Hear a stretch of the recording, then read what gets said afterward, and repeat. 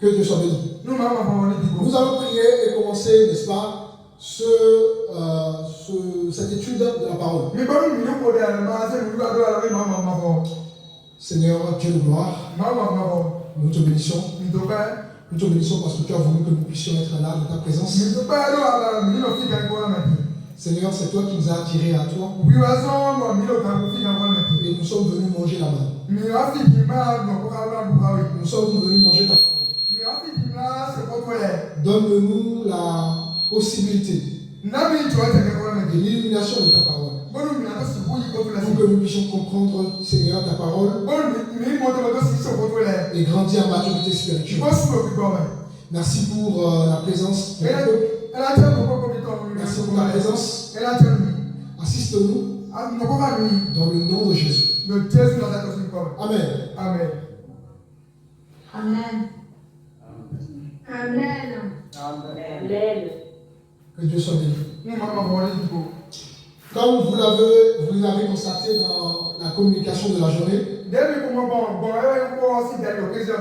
nous allons partager aujourd'hui sur la doctrine du péché.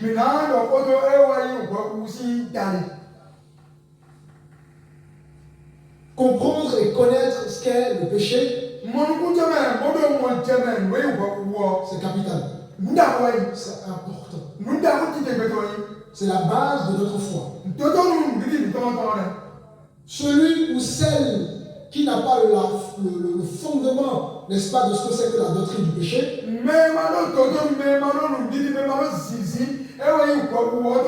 comprendra pas le salut, ne comprendra pas la bonne nouvelle, ne comprendra pas l'œuvre de Jésus, ne comprendra pas la croix, ne comprendra pas la vie éternelle.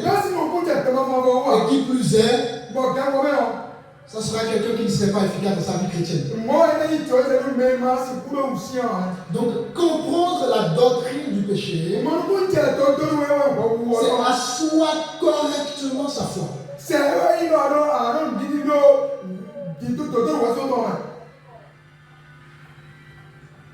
Alors, cette doctrine de ce soir va faire l'objet de notre étude. Et vous allez voir, vous sortirez de ce lieu édifié, encouragé, fortifié et surtout spirituellement grandi. La doctrine du péché. Nous allons prendre un verset. Ce verset va nous permettre de donner une définition à ce que c'est que le péché. Nous sommes dans 1 Jean chapitre 3. Et nous allons prendre le verset 4. Les bien-aimés qui sont en ligne, ils peuvent lire. Bien évidemment, les bien-aimés qui sont en présentiel peuvent également lire. Donc 1 Jean chapitre 3, le verset 4. La personne qui a trouvé le verset peut lire.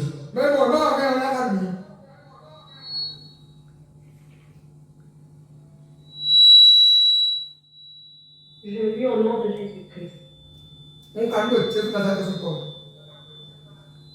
Quiconque pêche avec la loi.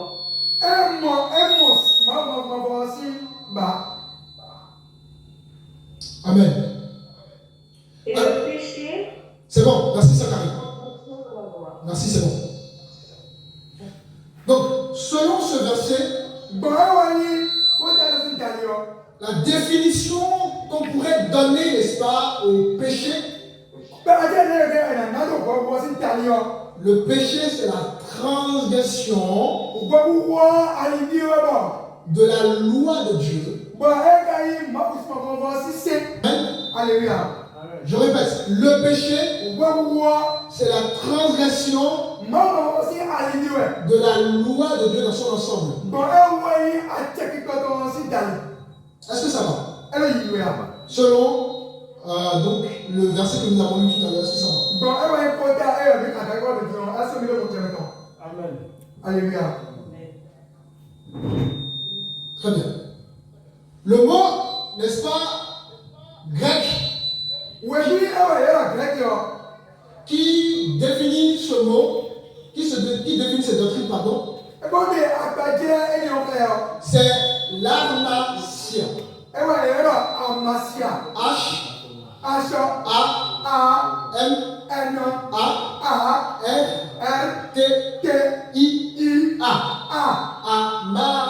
Amasia. Qui signifie manquer le but ou s'écarter du chemin de Dieu. Donc, quand on dit que quelqu'un a péché, on est en train de dire que la personne a manqué le but. On est en train de dire que la personne, n'est-ce pas, s'est écartée de la voie de Dieu. Est-ce que ça va? Est-ce que vous comprenez? Le péché, c'est une transgression de la loi de Dieu. Ce qui veut dire tout simplement que lorsque nous péchons, nous manquons le but ou nous nous écartons du chemin de Dieu. Voilà de façon brève, la définition qu'on peut donner, n'est-ce pas, à la doctrine du péché. On va prendre un autre verset, nous sommes dans Romains chapitre 3.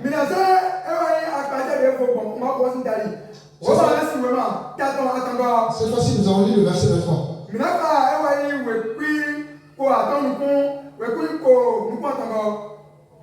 Personne qui trouve?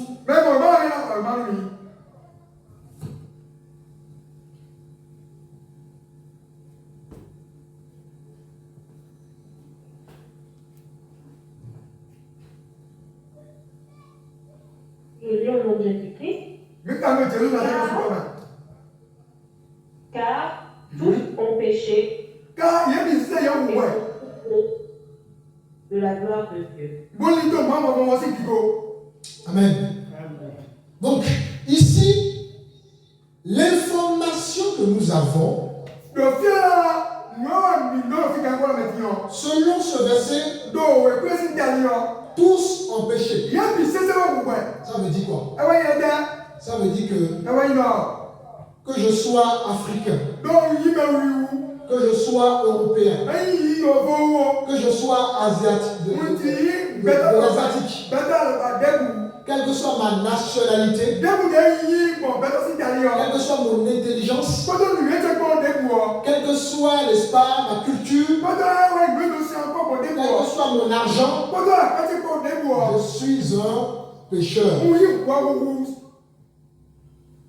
Tous. En d'autres termes, après la désobéissance des premiers hommes que Dieu, le premier homme et la première femme que Dieu a créé,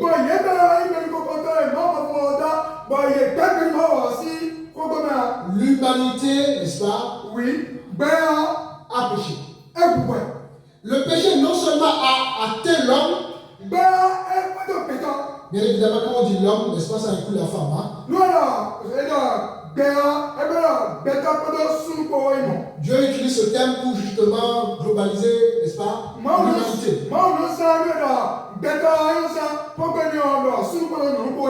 Et donc, non seulement le péché a atteint l'homme, mais le péché a également atteint tout ce qui est, n'est-ce pas, à l'intérieur de la création. Comme par exemple l'eau, la nature, les arbres, les oiseaux, tout a été contaminé par le péché. Donc le péché, ce n'est pas simplement à l'état de l'homme. Non, le péché a atteint vraiment toute l'humanité.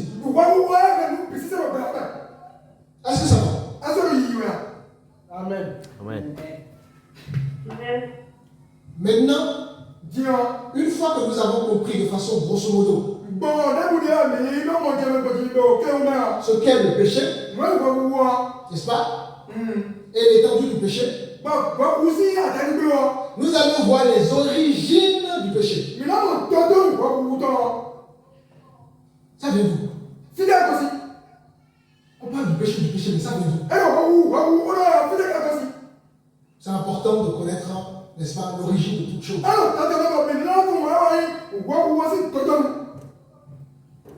Alors, nous allons prendre un passage. Nous sommes dans Ésaïe 14.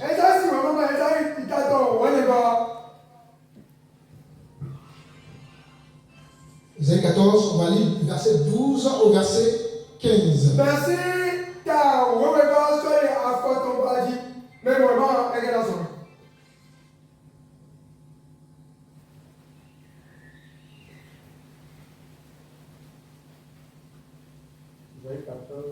Le lieu où Jésus-Christ. Te voilà tombé du ciel. Astre brillant. Fils de l'aurore.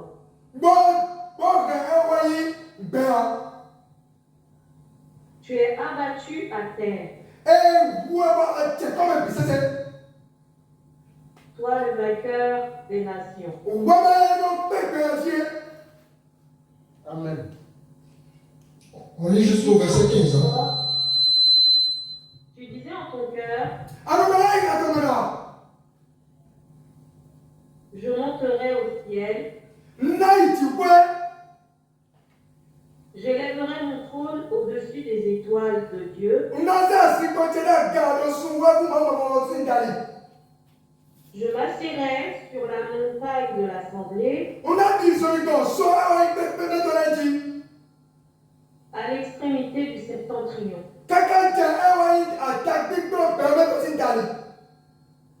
Je monterai sur le sommet des nuées.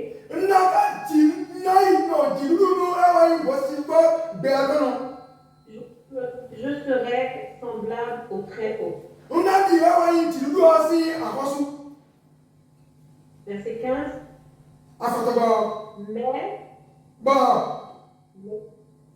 tu as été précipité dans le séjour des morts, dans les profondeurs de la fosse.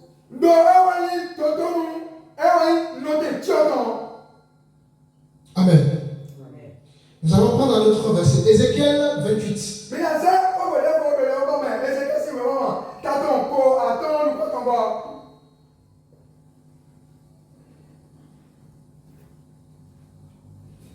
Et nous allons lire donc à partir du verset 12 à 17.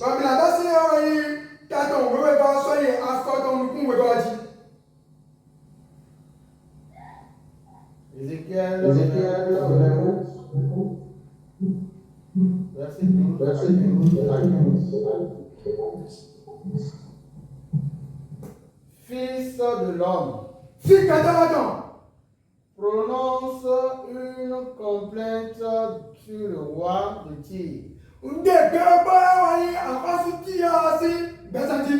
lui diras, ainsi parle le Seigneur, l'Éternel. Tu mettais le sceau à la perfection. Tu étais plein de sagesse, parfait en beauté. Tu étais en Éden, le jardin de Dieu. Tu étais couvert de toute espèce de pierres précieuses, de sardines, de tabasses, de diamants, de chrysophytes, de jaspe, de saphir, d'escarboucle et d'émeraude et d'or. Tes tambourins et tes flûtes étaient à ton service. Prépare pour le jour où tu crées. Tu étais un chérubin protecteur aux ailes déployées. Je t'avais placé et tu étais sur la sainte montagne de Dieu.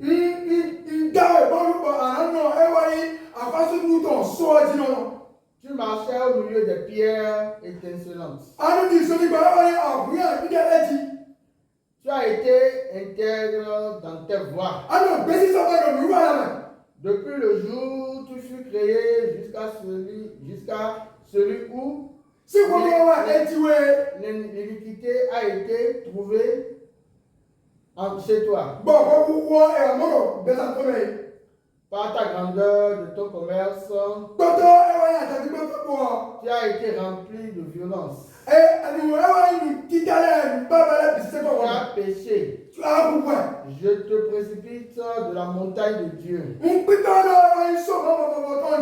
je te fais disparaître, chérubin protecteur, du milieu des pierres étincelantes. Ton corps s'est élevé à cause de ta beauté. Tu as corrompu ta sagesse par ton éclat. Je te jette par terre. Je te livre en spectacle au roi. Par la multitude de tes iniquités. Par l'injustice de ton commerce, tu as profané tes sanctuaires. Je fais sortir du milieu de toi un feu qui te dévore. Je te réduis en cendres sur la terre, aux yeux de tous ceux qui te regardent. Tous ceux qui te connaissent parmi les peuples, dans la stupeur à cause de toi, tu es réduit au néant. Tu ne feras plus à jamais la parole de l'Éternel adressée en ces mots. Fils de l'homme. Amen. Que Dieu bénisse sa parole. Alors, selon ces deux lectures, nous avons lu Ésaïe, n'est-ce pas, chapitre 14. Et, n'est-ce pas, on a eu donc toute une présentation de tout ce qui s'était passé au ciel. Ensuite, dans le deuxième passage, donc Ézéchiel 28, nous avons également eu un tableau, un schéma de toutes les actions qu'a mené Lucifer, qui est désormais appelé Satan.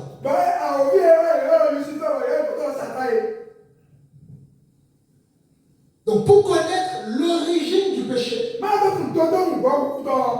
vous devez savoir que avant la chute de l'humanité,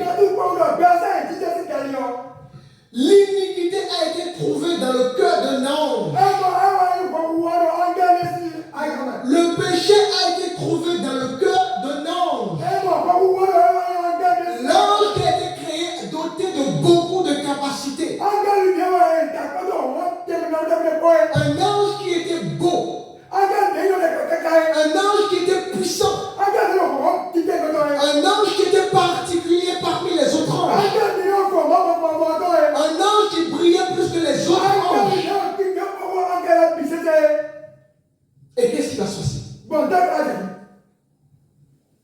Dans Ésaïe 14, et le verset 14 dit ceci. Mais Dieu a été, excusez-moi, Ésaïe 14,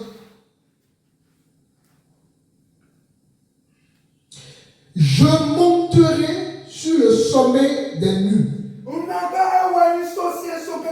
Je serai semblable au très haut. Donc depuis le ciel, Satan va envier le trône de Dieu.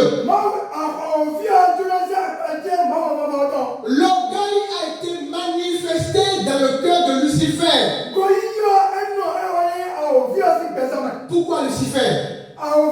Parce qu'à l'époque, c'est un instrument de Dieu. C'est un ange, n'est-ce pas, particulier que Dieu avait créé. Doté des capacités exceptionnelles. Et d'un seul coup, l'iniquité va naître dans le cœur de cet ange. On peut se demander, mais pourquoi Dieu étant parfait a permis que l'iniquité se retrouve dans le cœur de Lucifer qui est un ange parfait? La réponse est très simple. Dieu nous a créés non pas comme des machines, non pas comme des robots, mais Dieu nous a créés en nous dotant de libre arbitre.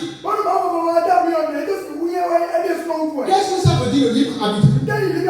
C'est tout simplement la capacité ou la possibilité pour nous, la possibilité pour les anges de faire un choix.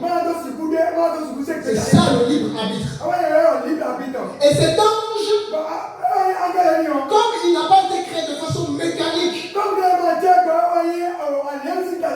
conditionné pour faire des choses, l'iniquité s'est retrouvée dans son cœur. En d'autres termes, l'orgueil, n'est-ce pas, s'est retrouvé dans son cœur. Pas que l'orgueil. Tout à l'heure, nous avons vu qu'il est, n'est-ce pas, à envier le trône de Dieu. Donc, il y avait aussi l'ambition. L'ambition, n'est-ce pas, de devenir un jour Dieu. L'ambition de devenir, n'est-ce pas, l'être suprême. L'être suprême. Voilà pourquoi il va ambitionner le trône de Dieu.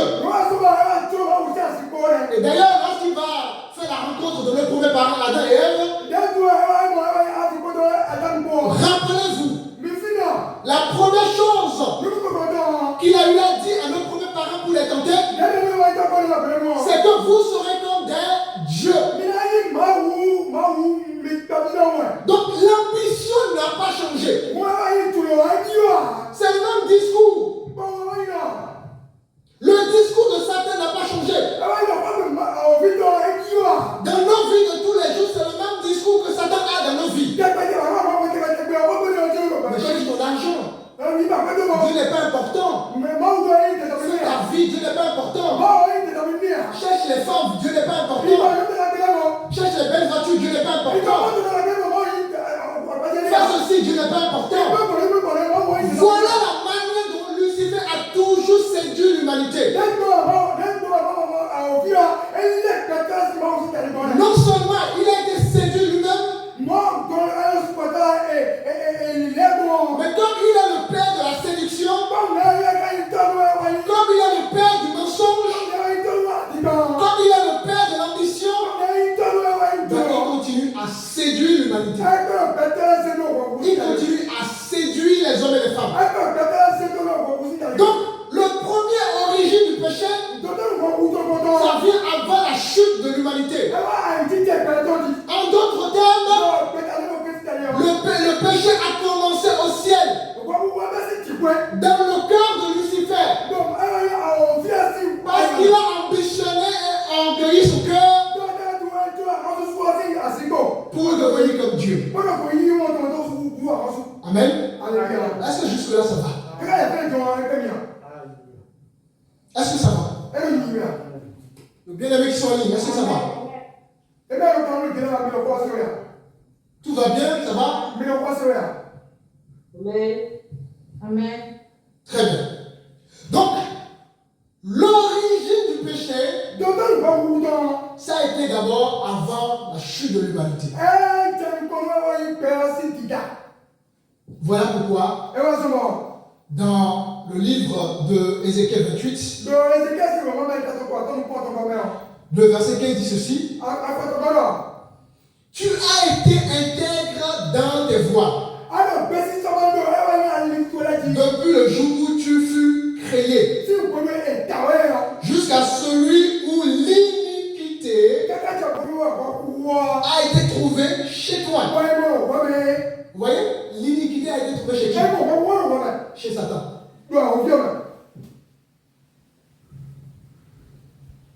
Alléluia.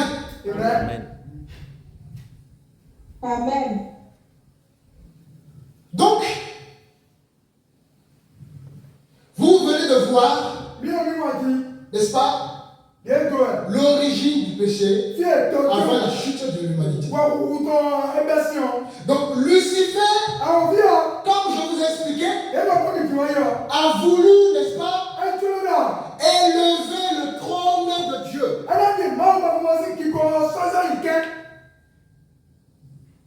L'envie, c'est le péché. C'est l'orgueil qui a voulu qu'il se retrouve à cette place. C'est pas une bonne chose, l'orgueil. Ensuite, deuxième origine, l'humanité. Nous sommes dans Genèse chapitre 3. Et nous allons lire à partir du verset Genèse chapitre 3. Donne-moi 2 secondes, le temps que je trouve le verset.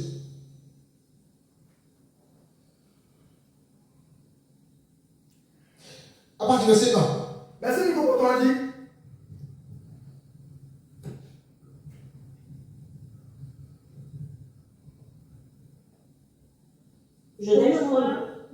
Genèse chapitre 3, le verset 1. Le serpent était le plus rusé de tous les animaux des champs. Le serpent était le plus rusé de tous les animaux des champs.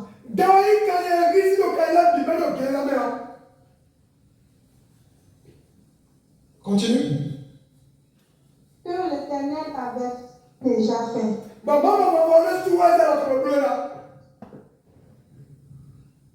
Il dit à la femme,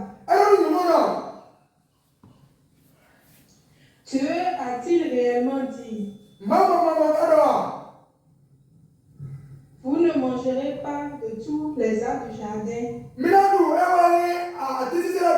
On va s'arrêter là pour le moment. Donc Dieu a donné, n'est-ce pas, un commandement. Une interdiction lorsqu'il a créé l'homme et la femme. Et je rappelle que l'homme et la femme, le premier parent, ont été créés en étant parfaits. Il n'y avait pas la maladie. Il n'y avait pas la fatigue. Il n'y avait pas l'insomnie. Il n'y avait pas le stress. Il n'y avait pas l'inquiétude. Il n'y avait pas tout ce que nous avons aujourd'hui.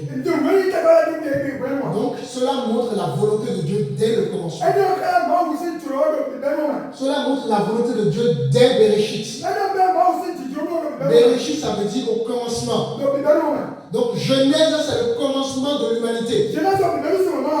Genèse, c'est le commencement de toute chose. Si vous voulez connaître l'origine de toute chose, et comme nous sommes en train de voir ce soir l'origine du péché, il faut aller à Bereshit. Il faut aller dans Genèse. Et donc le premier parent va recevoir une instruction de la part de Dieu. De ne pas manger, n'est-ce pas, le fruit de l'arbre. Mais Satan va venir dans le verset 2. La femme répondit au serpent, nous mangeons du fruit des arbres du jardin. Mais quant au fruit de l'arbre qui est au milieu du jardin, Dieu a dit. Donc nos deux premiers parents savaient très bien que Dieu avait dit quelque chose concernant justement les deux arbres. D'ailleurs, la femme fait ce rappel à Satan justement. Et quand nous continuons, vous n'en mangerez point. Et vous ne toucherez point. De peur que vos yeux ne... De peur que vous ne mouriez, pardon. Donc Dieu ne voulait pas qu'il y ait la mort. Dieu ne voulait pas que la mort vienne ravager l'humanité.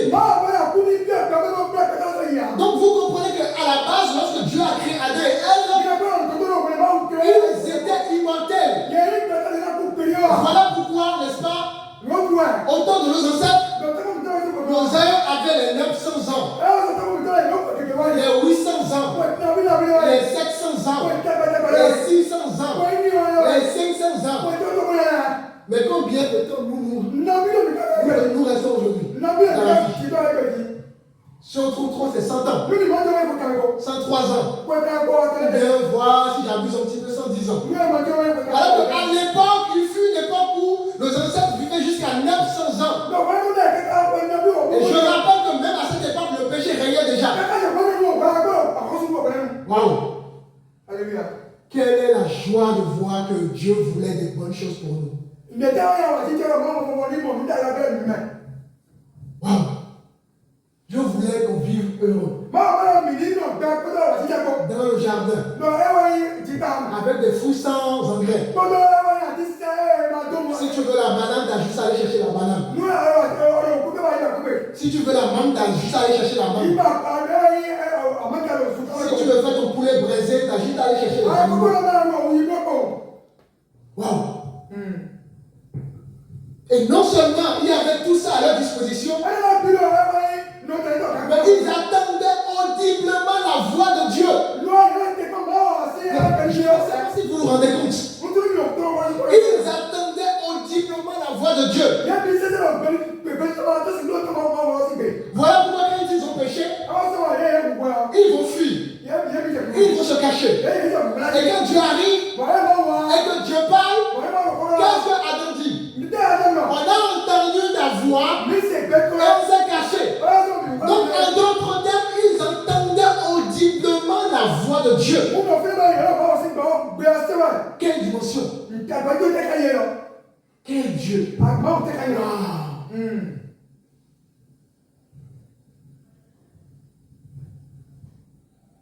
Quand tout va bien dans ta vie, sache que les gens ne seront pas d'accord. Sache que les gens vont faire tout pour que cette joie, ce bonheur soit renversé. Il n'est pas vu. Satan tellement qu'il voyait, n'est-ce pas, le bonheur de l'être humain. La joie du ciel dans le cœur de l'être humain. La vie éternelle que Dieu offre à l'être humain. Il s'est dit, il fallait qu'il casse cela. Il fallait qu'il détruise cela. Ça n'a jamais changé. Prenez-moi Jean 10, le verset 10 rapidement. Ça n'a jamais changé. Jean 10, le verset 10. Je lis au nom de Jésus-Christ. Le voleur ne vient que pour dérober, égorger. Moi, c'est bon. Je suis venu. C'est bon. Merci, M. Karim. Alors, c'est qui le voleur? C'est une question que je vous pose. C'est qui le voleur? Qui? Satan. Le diable. Le diable. Et qu'est-ce qu'il fait, le diable? Selon ce verset. Voler quoi? Les âmes. Et quoi d'autre? Qu'est-ce qu'il vole? L'obéissance à Dieu. Qui d'autre? Je veux faire participer en même temps. Notre temps. Votre temps, ok. C'est une très bonne réponse. Qui d'autre? Notre paix, notre joie. Tout ce qui nous aide à rester connectés au Seigneur. Amen. C'est une très bonne réponse. Quelqu'un d'autre a d'autres réponses? Et nous détourne de la foi. La foi. Très bonne réponse. Qui d'autre? Qu'est-ce qu'ils veulent? Ça, dit ça, j'ai pas entendu. Notre vie de prière. Exactement, nos vies de prière. Donc, Satan vole tout ce que nous avons reçu de Dieu. La liste est extrêmement longue. Il vole le talent. Il vole, n'est-ce pas, le don. Il vole notre joie, notre paix, notre sécurité, notre bonheur, notre assurance. Il vole tout. Il est le père du chaos.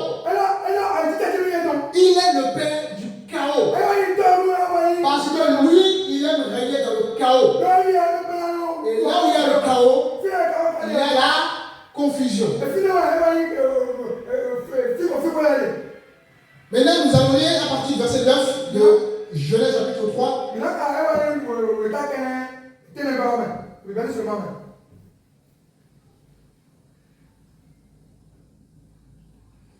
Je vais aller rapidement. Mais l'Éternel Dieu appela l'homme et lui dit, où es-tu? Maintenant, nos premiers parents vont pécher. Nous avons compris que Dieu a donné des instructions. Et ils ont reconnu, n'est-ce pas, que Dieu a effectivement donné des instructions. On a vu, lorsque la femme causait avec le serpent, il a dit à la femme, Dieu a dit. Donc,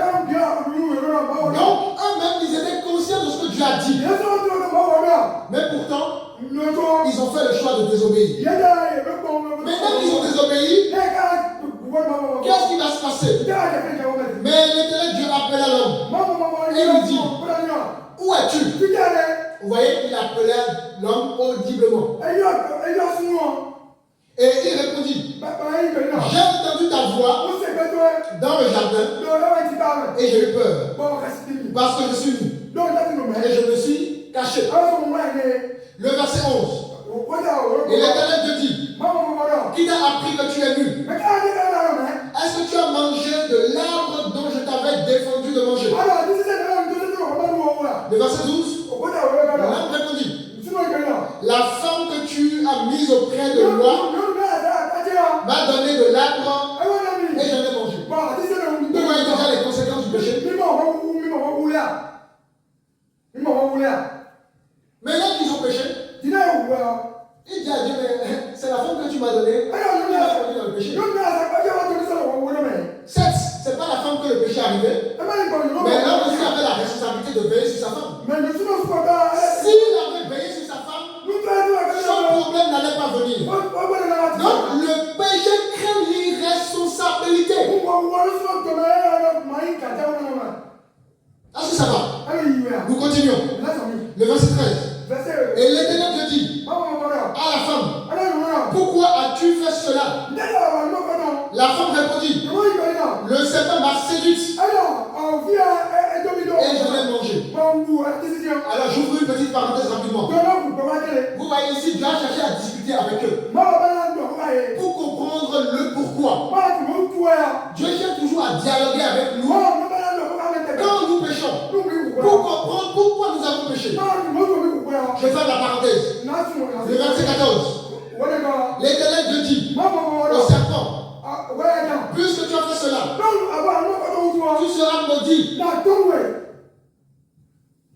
parmi tous les bétails et entre tous les animaux des champs.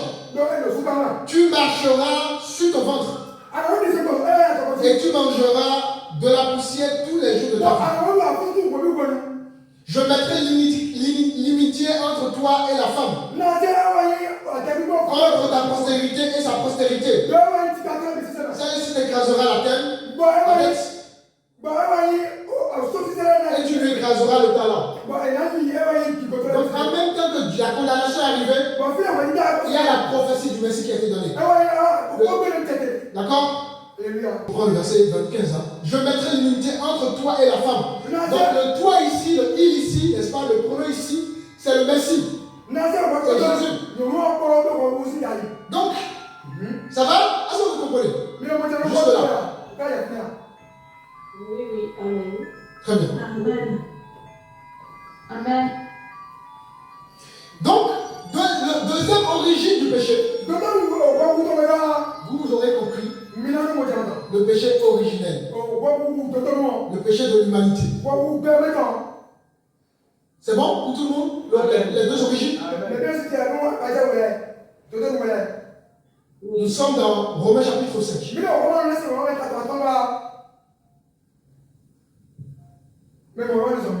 Le verset 12.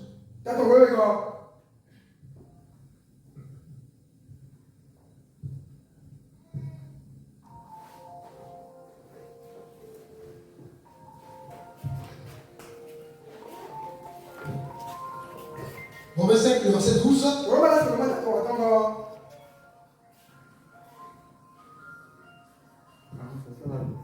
Je lis au nom de Jésus-Christ. Amen. On a ça de plus.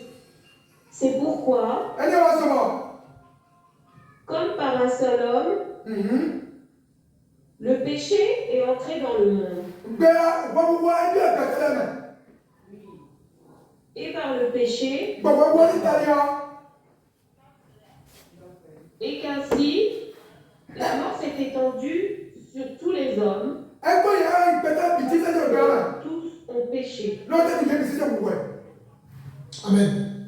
Donc le péché arrivait par qui? Par un seul homme. Et ensuite le péché s'est étendu, n'est-ce pas, sur tous les hommes. On dit sur toute l'humanité. Pas un seul homme. Le péché est entré dans quoi? Dans le monde. Voilà l'origine du péché. Donc nous avons compris que, selon la définition qui a été donnée au début, le péché c'est la transgression de la loi.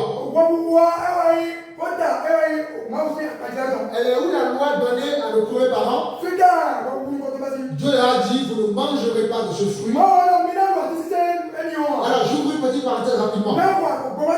Beaucoup disent que le fruit c'est la pomme. C'est faux. À aucun moment le texte hébreu a déterminé que le fruit, n'est-ce pas, mangé par le premier parent, c'est la pomme. Le terme, n'est-ce pas, grec, hébreu emploie le terme PRI. Donc le terme utilisé pour parler, n'est-ce pas, du fruit s'appelle de la manière suivante. P, I, apostrophe, R, I. Et ça veut dire quoi? Ça veut dire le fruit dans le sens général. Il ne s'agit pas d'une pomme, ni, n'est-ce pas, un fruit précis. Même, n'est-ce pas, Blanche-Neige a été même séduit par justement ce faux, comment dirais-je, cette fausse doctrine. Au point que l'associé de Blanche-Neige a mangé la pomme. Les amis, ce n'est pas la pomme. Je fais ma parenthèse. Nous aurons certainement le temps de voir tous ces points un autre jour. Maintenant, une fois que nous avons vu les origines du péché, nous allons voir maintenant, n'est-ce pas, les différentes natures du péché. Parce qu'il y a différentes formes de péché. Et c'est important de comprendre les différentes formes du péché.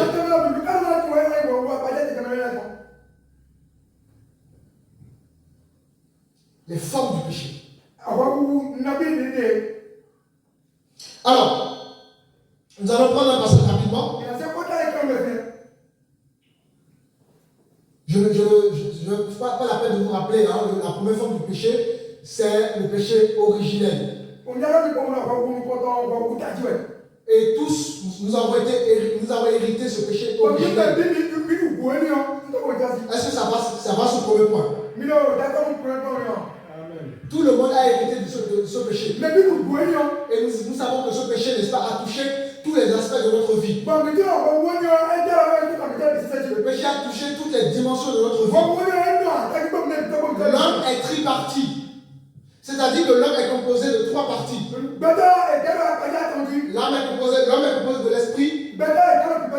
De l'esprit de l'homme, je précise, qui est différent de l'esprit de Dieu. L'homme est composé de l'âme. Et l'homme est composé du corps physique. Appelé encore l'enveloppe corporelle.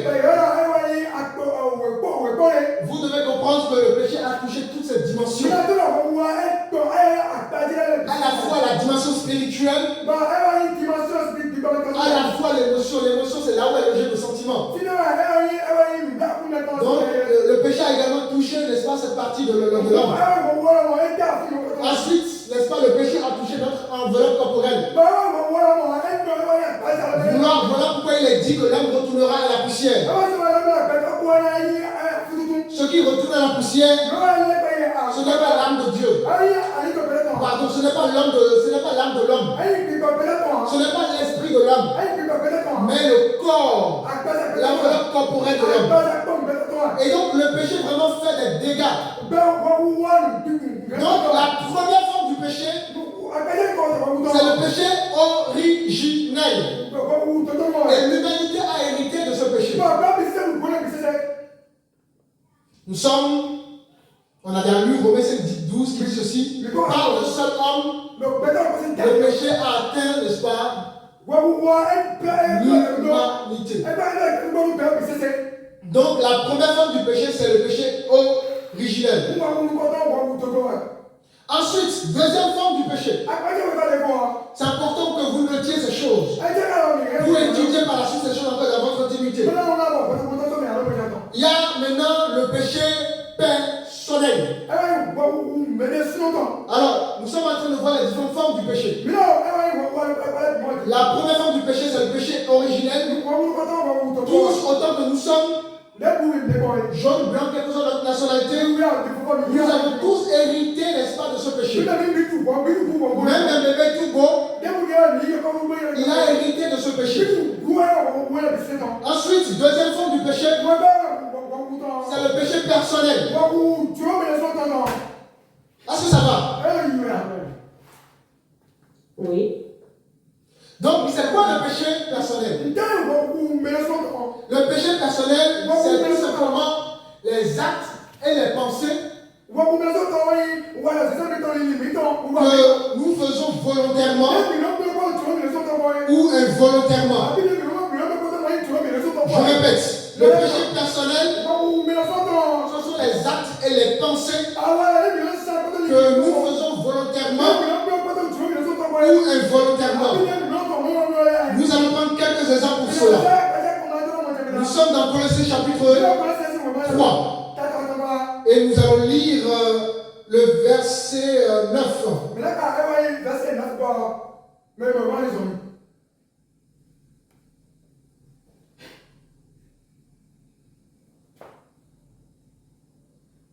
Colossiens 3, le verset 9.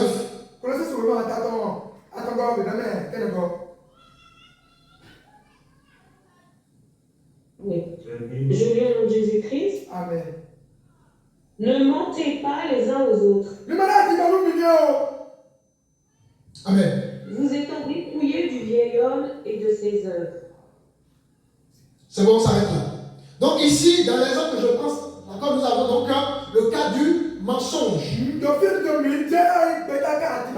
Comme je vous disais, la deuxième forme du péché, qui est le péché personnel, ce sont les actes et les pensées que nous faisons volontairement ou involontairement. Et donc on peut mentir volontairement comme on peut mentir involontairement.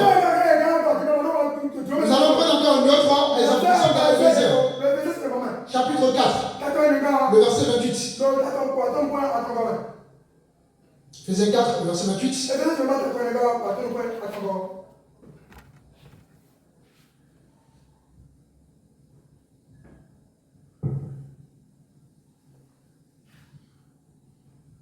Éphésiens 4, verset 28. Que celui qui dérobait ne dérobe plus, mais plutôt qu'il travaille, en faisant de ses mains ce qui est bien, pour avoir de quoi donner à celui qui est dans le besoin. Amen. Amen. Donc, dans la liste, n'est-ce pas, de la deuxième forme du péché qui est le péché personnel, nous avons vu le mensonge. Maintenant, nous sommes en train de voir le vol. Donc, sache que quand tu mens, tu es en train de manifester le péché personnel. Quand tu voles, tu es en train de manifester, n'est-ce pas, la deuxième forme du péché, qui est le péché personnel. Ensuite, nous allons prendre 1 Jean chapitre 3.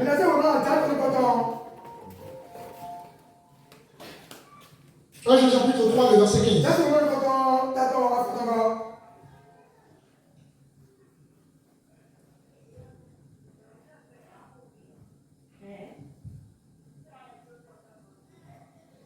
Je lis la parole. Quiconque est son frère. Mettez-vous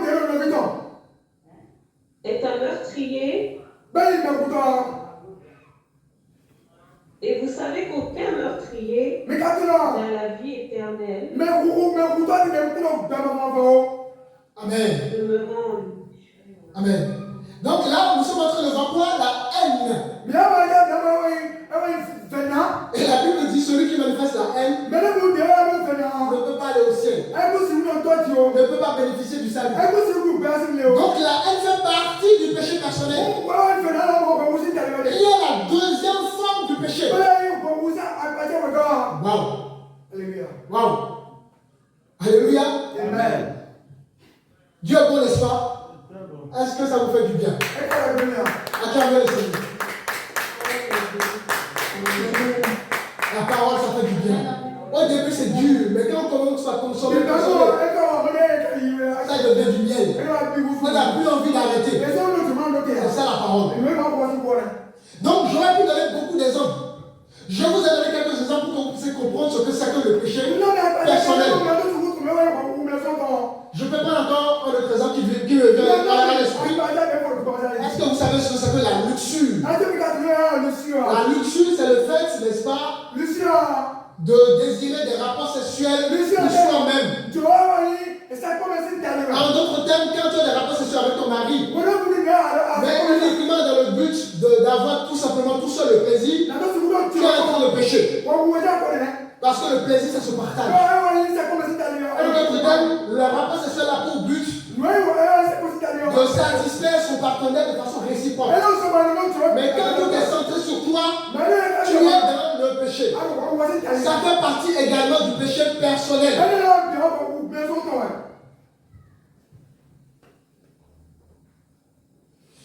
Ensuite, deuxième forme du péché. La liste est longue là. Quand je dis le péché personnel, c'est vraiment très long. Donc j'espère que vous avez bien compris cela. Maintenant, la troisième forme du péché, c'est le péché, n'est-ce pas, d'omission. Le péché d'omission. Est-ce que ça vous parle, le péché d'omission? Est-ce que ça vous parle? Ça vous parle ou pas? Le péché d'omission. C'est quoi? C'est pas grave. Quand on sait quelque chose que c'est possible, mais qu'on le mette volontairement, mais qu'on passe dessus, c'est une opposition. C'est très bien. Merci, Anselme. Donc, le péché, la troisième forme du péché, qui est le péché par omission, c'est des choses qu'on ne fait pas, alors on sait qu'on devrait le faire. Tu sais que ceci doit être fait, mais tu ne le fais pas. C'est ça qu'on appelle le péché d'omission. Tu devrais faire des choses, mais tu ne le fais pas. Tu es en train de commettre un péché qui s'appelle donc le péché d'omission. Nous sommes dans Jacques chapitre 4.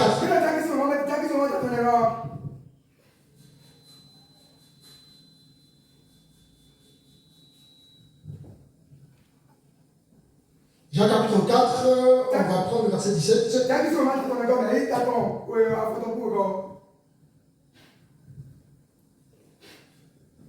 Jacques chapitre 4, verset 17. Celui donc qui sait faire ce qui est bien et qui ne le fait pas commet un péché. Alléluia. Acclamez le Seigneur. Amen, amen, amen. Celui donc qui sait faire ce qui est bien et qui ne le fait pas commet un péché. En d'autres termes, tu sais que le pardon c'est une bonne chose et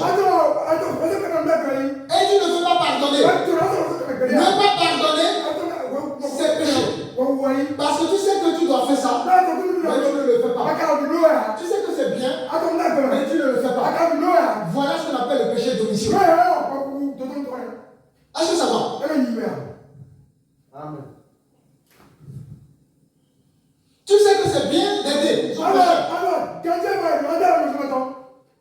fais pas, tu pêches devant Dieu. Tu sors de ton travail et tu es dans ton véhicule. Et puis, tu es en train de voir, n'est-ce pas, une dame qui est tombée. Tu sais que tu es largement, n'est-ce pas, tu es parti tôt de la maison. Mais tu peux garer ton véhicule pour aller aider ces dames. Parce que tu sais qu'en le faisant, c'est une bonne chose. Mais si tu ne le fais pas, tu pêches devant Dieu. Tu sais que évangéliser c'est une bonne chose. Mais tu ne le fais pas. Tu es en train de pécher devant Dieu. Est-ce que vous êtes en train de comprendre? C'est le péché d'omission. Alléluia. Amen. Vous connaîtrez la vérité et la vérité vous affranchira. Alors, à partir de ce soir, mon frère, ma soeur, fais du bien. Fais ce que tu sais que c'est bien. N'est-ce pas? Dans ce péché. Ensuite, on est à combien là? C'est le combien maintenant? Quatrième forme. Est-ce que c'est bon pour tout le monde? Le qui sont ici, c'est bon aussi? Amen. Ensuite, nous aurons maintenant la quatrième forme du péché, qui est ce qu'on appelle les péchés par commission. Nous avons vu précédemment, n'est-ce pas, le péché par omission. Maintenant, nous allons voir le péché par commission. Qu'est-ce que c'est que le péché par commission? Quelqu'un aurait-il une idée? Bon, disons, peut-être le péché qu'on commet parce que on a été influencé, non? Je ne sais pas. D'accord? Il n'y a pas de mauvaise réponse. Hein? Vraiment, je ne sais pas. Non. C'est pas grave, l'essentiel est de donner comment tu vois la chose. Quelqu'un d'autre?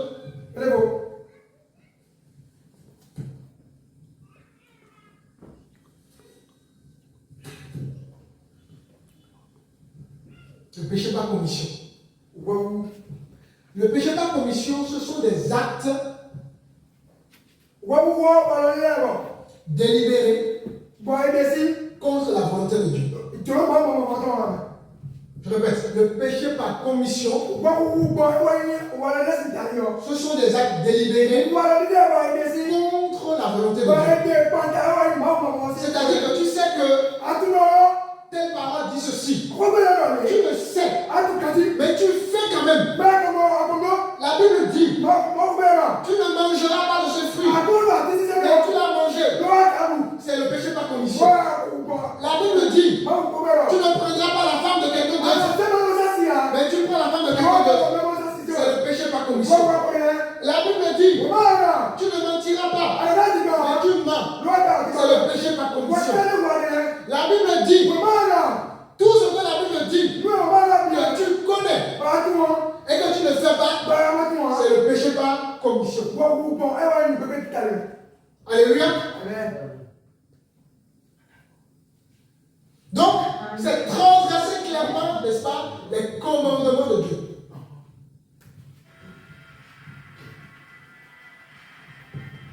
Ensuite, on est à combien? Est-ce que ça va? Ça coule? Je peux continuer? Amen. Nous avons maintenant ce qu'on appelle les péchés volontaires. Le péché volontaire, c'est différent du péché par commission. C'est différent du péché par omission. C'est différent du péché personnel. C'est différent du péché originel. Alors, le péché volontaire, c'est quoi? C'est lorsque nous commettons un péché comment dirais-je, en pleine connaissance de la parole. On va prendre un passage. Nous sommes dans Hébreux chapitre 10.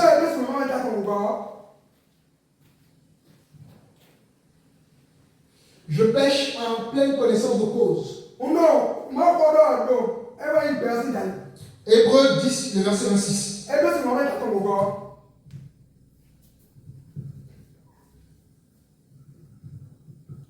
venu au nom de Jésus. Car si nous péchons volontairement, nous avons reçu la connaissance et la vérité, il ne reste plus de sacrifice pour les péchés.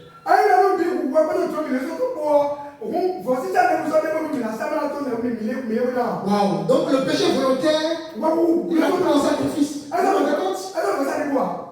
Le péché volontaire, c'est lorsque nous péchons volontairement, n'est-ce pas, en connaissance de cause, en résistant, n'est-ce pas, à ce que Dieu dit. La Bible dit, si nous péchons volontairement, ouais, si nous péchons volontairement, tu sais que ce n'est pas bien, mais tu le fais quand même.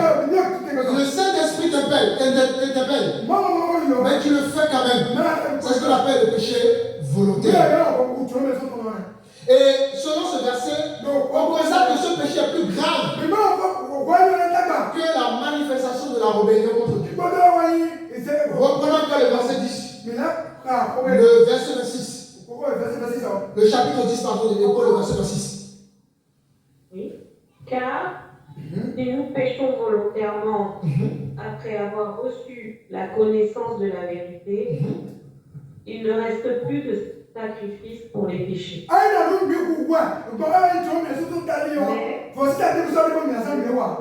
Amen. Donc, si nous péchons après avoir reçu une connaissance, si tu n'as pas reçu une connaissance, c'est autre chose. Tu vas être dans le péché originel. Mais si tu as la connaissance de quelque chose, comme on le fait ce soir, Dieu est en train de te clairer sur quelque chose que tu ne connaissais pas. Et malgré ça, tu pêches, il n'y a plus de sacrifice. Et donc, c'est le péché volontaire. Est-ce que cette compréhension, ça va? C'est bon pour tout le monde?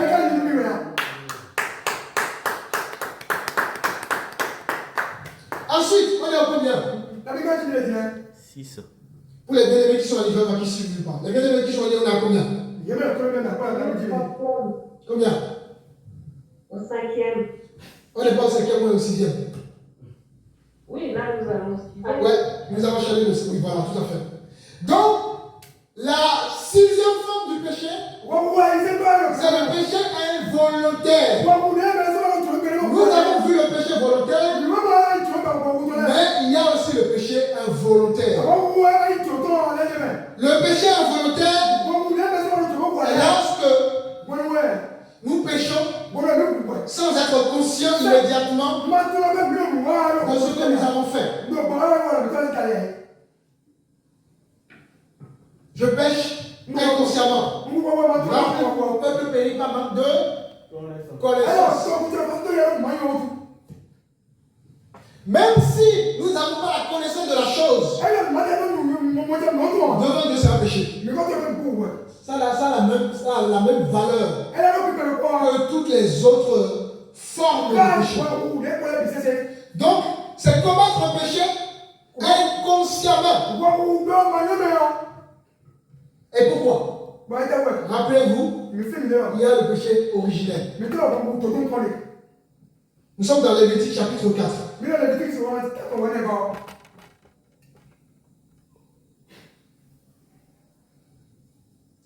Nous allons lire le verset Lévitique 4, le verset 2.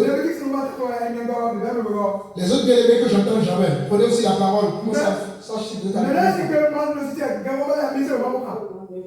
Amen. Lévitique 4, le verset 2. Oui. Parle aux enfants d'Israël. Et dit lorsque quelqu'un péchera involontairement contre l'un des commandements de l'Éternel, en faisant des choses qu'il ne doit pas faire, si c'est le sacrificateur ayant reçu l'onction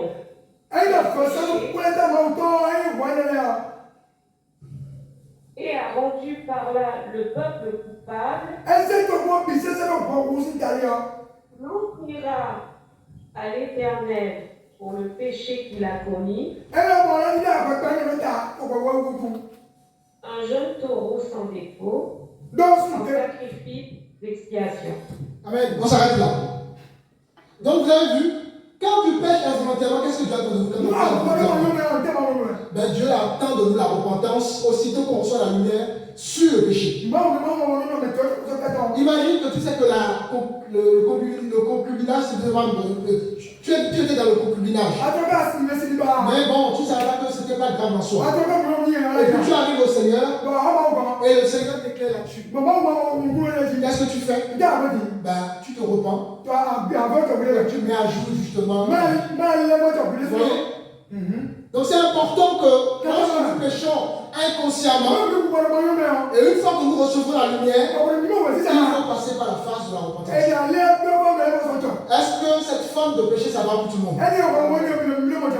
Amen. Ensuite, nous sommes à combien maintenant? Septième forme de péché. Exactement. La septième forme. La septième forme, n'est-ce pas, c'est le péché contre le Saint-Esprit. Nous sommes dans Matthieu chapitre 12.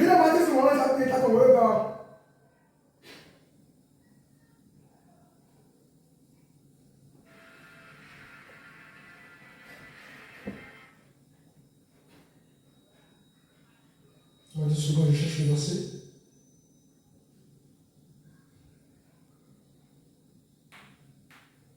Nous allons prendre le verset 31 et le verset 32.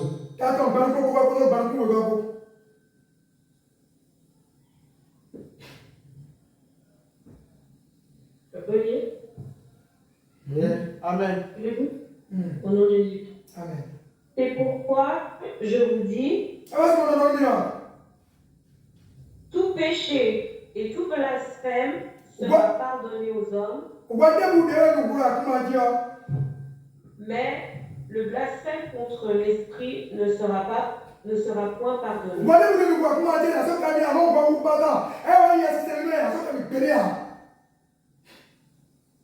Wow. Quiconque parlera contre Oui, continue, 32.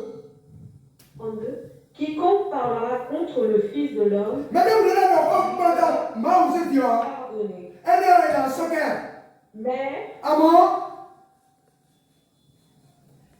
quiconque parlera contre le Saint-Esprit, il ne lui sera pardonné ni dans le siècle à venir.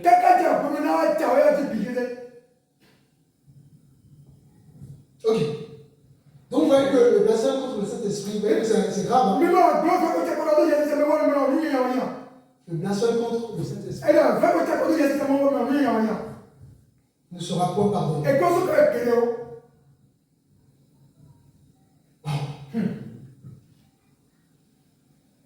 Je vais prendre des exemples concrets. Parce que nombreux sont ceux qui blasphèment le Saint-Esprit. Lorsque tu te présentes dans la maison de Dieu et que tu prends la parole, Dieu n'a rien dit. Et que tu te présentes à Dieu, Dieu m'a dit, j'ai reçu ceci. Tu devrais te marier avec tel homme. Alors que tu n'as rien reçu. J'ai reçu que tel homme c'est ton mari. Telle femme c'est ta femme. Alors que tu n'as rien reçu. Tu es en train de blasphémer le Saint-Esprit. Alléluia. Regardez dans vos listes combien sont ceux qui blasphèment le Saint-Esprit. Vous connaissez le roi Agrippa? Il a blasphémé le Saint-Esprit. Il a cru être Dieu. Et le Saint-Esprit a agi tout de suite sur le coup. Il est assis sur son trône et il a expiré. En d'autres termes, il est mort. On ne blasphème pas comme il est. Lorsque Dieu ne t'a pas envoyé pour le servir, et tu sais, tu es conscient que Dieu ne t'a pas envoyé, mais comme tout le monde fait de l'argent avec l'église, toi-même tu as décidé de faire de l'argent, le bonheur éphémère,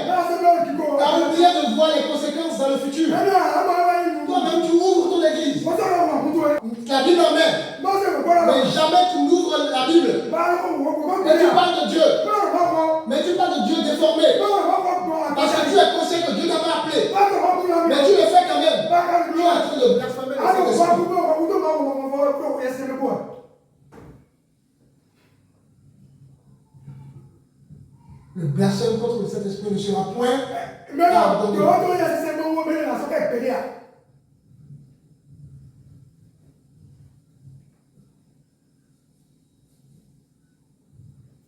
Parce que quand on blasphème contre le Saint-Esprit, on est en train de rejeter la grâce de Dieu.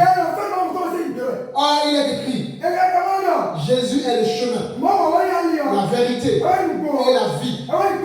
Quiconque accepte Jésus comme Seigneur Sauveur sera sauvé. Mais celui qui ne croit pas sera condamné. Donc celui qui refuse la grâce de Dieu est en train de blasphémer le Saint-Esprit et donc tout simplement condamné. Parce que ce type de péché n'est pas pardonné. Est-ce que ça va?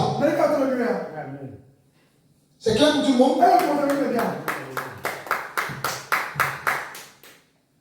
Ensuite, nous sommes à combien maintenant?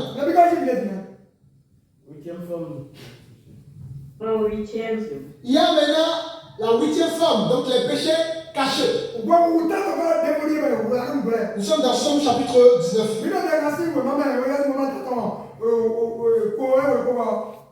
Qui savait qu'il y a toutes ces formes-là?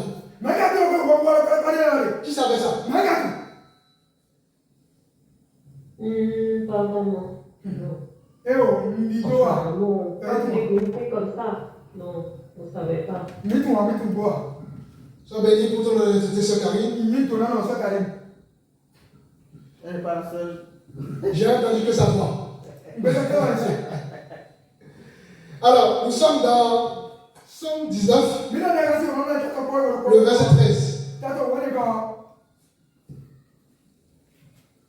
Les autres bien-aimés, vous êtes là, je ne vous reçois pas. La sœur Toto, Elis, la sœur Gloria, je ne te reçois pas.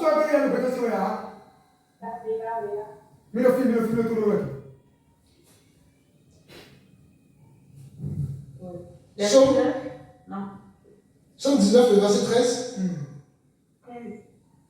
D'accord, je lis au nom de Jésus-Christ. Amen.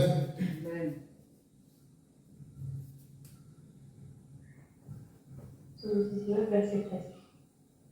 Préserve aussi ton serviteur des orgueilleux.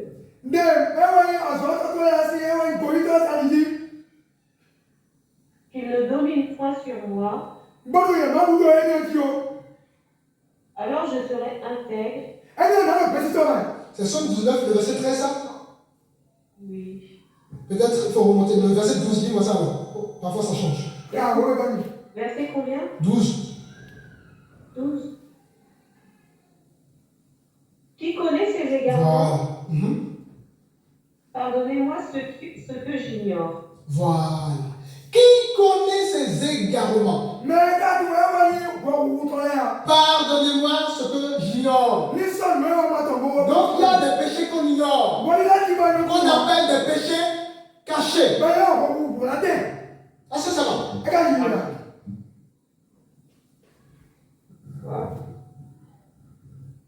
Ce sont parfois des péchés cachés dans le cœur. Des péchés enfouis dans notre cœur. Rappelez-vous de ce que la Bible dit, le cœur de l'homme est tortueux.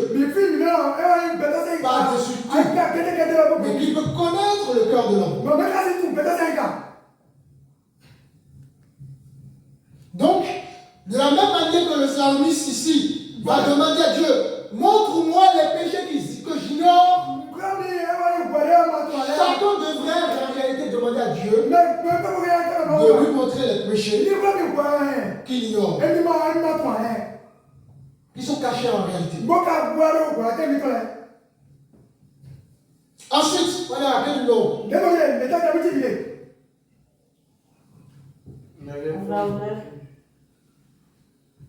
Il y a maintenant ce qu'on appelle les péchés scandaleux.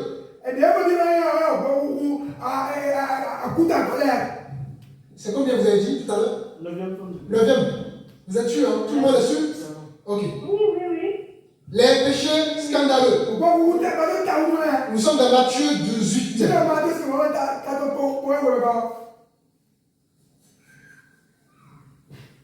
Et nous allons lire le verset 6.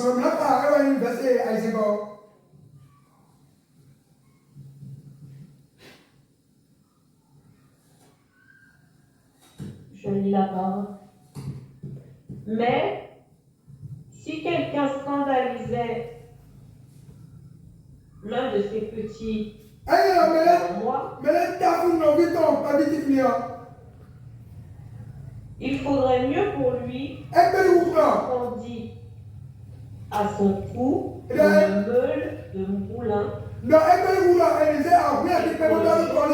fond de la mer. Amen. Vous avez compris? C'est le péché grave et visible qu'on commet dans l'église. Pour scandaliser l'église. Par exemple, les divisions. Surtout les divisions collectives. Parce que toi, tu sors de l'église, tu entraînes les autres aussi à sortir avec toi. C'est scandaleux. Surtout si dans l'église il y a la vérité. On comprendrait s'il n'y avait pas la vérité. L'immoralité sexuelle dans les églises. Où un frère prend la femme de l'autre frère. C'est scandaleux. Ça peut pousser ce frère-là à abandonner Dieu. Parce que tu peux être une chute pour ton frère ou ta soeur.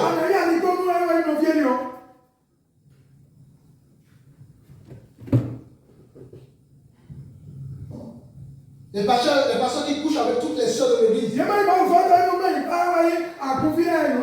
Péché scandaleux.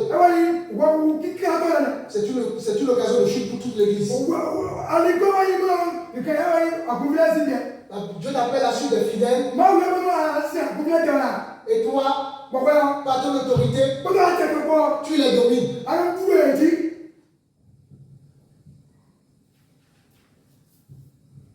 Combien de pasteurs font ces choses? Qui mangent les sols comme si les sols les appartiennent. Scandale pour l'église.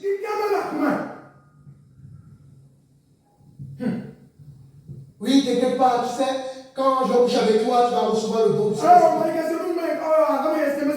C'est comme ça qu'on vous ment. Laisse-moi te toucher, tu auras l'onction. Donc tu es obligé de déshabiller à chaque fois pour qu'elle puisse avoir l'onction. Et vous voyez ça, vous restez encore dans cette église. Scandale pour l'église.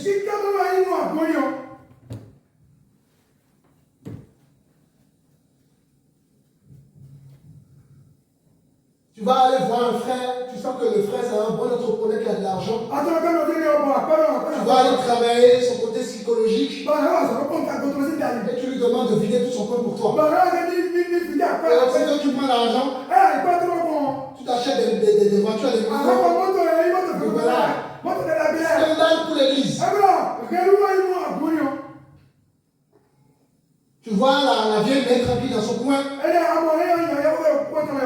Elle a juste hérité d'un seul terrain. Tu es parti encore voler ce terrain-là. Scandale pour l'église.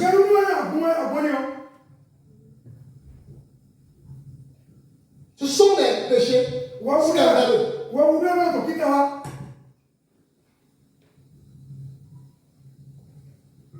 Donc, le 9e, c'est ça. Hein? Donc, le 9e type de péché, c'est le péché scandaleux. Ensuite, 10e forme de péché. Les péchés collectifs. Les péchés collectifs, oui, ça existe. Nous sommes dans Daniel chapitre 9.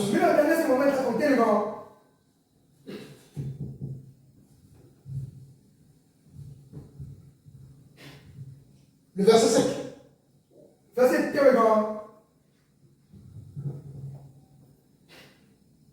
Je lis la parole. Nous avons péché, nous avons commis l'iniquité, nous avons été méchants et rebelles, nous nous sommes détournés de tes commandements. Amen. Ici, tout ton peuple, tout ton peuple a péché collectivement.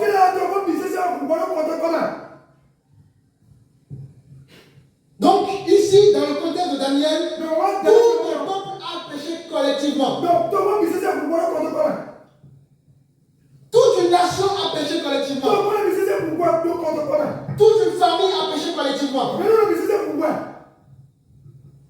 Toute une communauté a péché collectivement. Même dans les églises, toute une communauté pêche collectivement. Vous savez qu'il y a des églises, quand ils viennent aux réunions, ils mettent des lumières, la lumière de la veilleuse, ils ferment les portes et ils couchent entre eux. Vous n'avez pas entendu ça? Vous n'avez jamais vu ça? Amen. Péché collectif. Où vous allez voir des frères, 2, 3, 4 frères, qui a couché avec une seule sœur. Ce qu'on appelle, excusez-moi le terme de patouze. Péché collectif. C'est très grave. Donc, n'acceptez pas ces choses que vous voyez dans les églises. Vous voyez ces choses, prenez vos clics et vos claques et videz les salles. Parce que vous n'avez rien à faire dans cette vie. Vous pouvez être animé d'une bonne intention, mais le milieu peut vous influencer. Les circonstances peuvent vous influencer. Les situations peuvent vous influencer. Ensuite, on a combien? Il y a maintenant le péché d'habitude. Le péché d'habitude. Nous sommes dans Jean. Jean 8.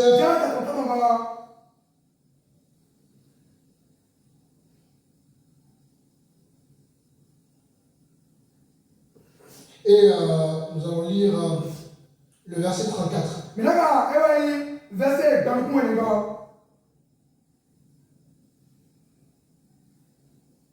34. En vérité, je vous le dis, leur répliqua Jésus. Quiconque se livre au péché, du péché. Ici, ce qu'il faut comprendre, c'est que nous sommes esclaves du péché, dans le sens spirituel du terme. Et donc, il y a des choses qui ont plus de pouvoir sur nous. Rappelez-vous, l'apôtre Paul dira, je ne fais pas ce que je veux. Parfois, tu sais que c'est pas bien de faire la chose, mais tu le fais quand même. Parce que tu as ce qu'on appelle la loi du péché qui a un pouvoir sur toi. Et c'est la loi de la grâce, tu ne peux pas dominer. C'est impossible. Vous prenez un stylo et vous balancez ça en l'air. Qu'est-ce qui va se passer? Le stylo va faire quoi? Qu'est-ce qui va se passer? Ça va retomber, n'est-ce pas? Pourquoi selon vous ça retombe? Parce qu'il y a la loi de la gravité. Le stylo n'a pas le choix. Même s'il veut continuer, il ne finira pas tomber. Il n'a pas le choix. Donc le péché par habitude, sous l'emprise de l'esclavage spirituel.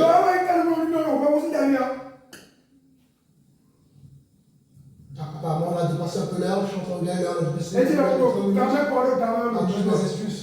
Donc, on va s'arrêter là du coup. Vous voulez que je m'arrête ou je continue? On s'arrête pour aujourd'hui. Ça peut durer. Je vais m'arrêter pour aujourd'hui pour prendre les questions-réponses et les commentaires. Vendredi, si prête à Dieu, bien que c'est une réunion de réveil, on va continuer, pourquoi pas. Donc, y a-t-il des questions-réponses? Je vous laisse le temps de répondre à vos questions. Et chacun devra avoir la parole, s'il vous plaît.